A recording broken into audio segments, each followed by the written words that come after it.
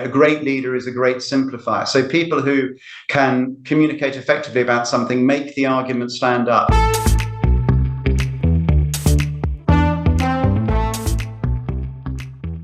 And to give them an environment in which they can be successful, giving them the tools that they need to do the job, and a clear story about what we're trying to do, the purpose of the organization. When I was younger, I used to think that some of these things, the mission, the vision, all of that stuff was pretty sort of irrelevant. But actually, the longer I've been doing this and the more I look at the data about leadership, is that the organizations that are most likely to succeed are ones where people have a clarity not just about their own team and their own unit and what that's doing, but actually where that fits into the bigger picture. Because human beings want to be part of something that's bigger than themselves. So all my job is to do is really hire great people, give them the tools they need them to do the job, give them a clear idea about where we're trying to go, and then get out of their way. And there's a quote in Colin Powell's doctrine on leadership, a great leader is a great simplifier. So people who can communicate effectively about something, make the argument stand up. But also I think you need people with integrity who aren't just flogging the latest thing. And I think standing up for the right thing, particularly around data quality, even when it's embarrassing, there may be problems, you may have to admit that something's gone wrong. But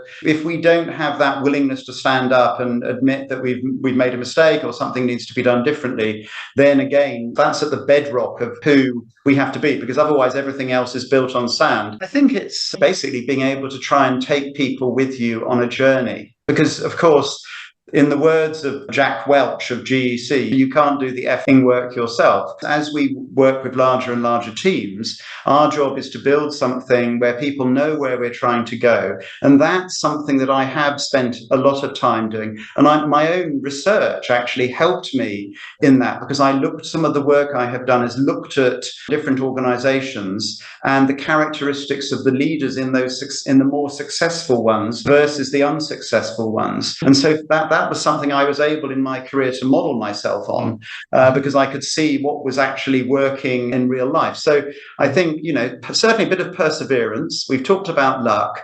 That's telling a story about who we are and where we're going that people can buy into. And then the other thing is just letting go, because you can't do all the work yourself and you will go mad if you try. Being willing to take risks by delegating. And that again is something that feels really difficult to start with, particularly when you're younger, in your 20s and 30s, because of course you know that you will do it better than them, but you can't go on doing their work for them. So learning to let go and trust other people. Somebody once told me, well, Ben, you're very good and all that, but you have to understand other people have different standards. They're not necessarily inferior to your standards. And I'm like, well, I think they are actually, but anyway, no. So gradually learning that you need to be able to step back and build teams. I mean, I think everybody says that, but if you can try and create environments where people genuinely feel that they have some autonomy within a framework. If you look at IPSOS, there aren't that many companies like IPSOS in so many countries. And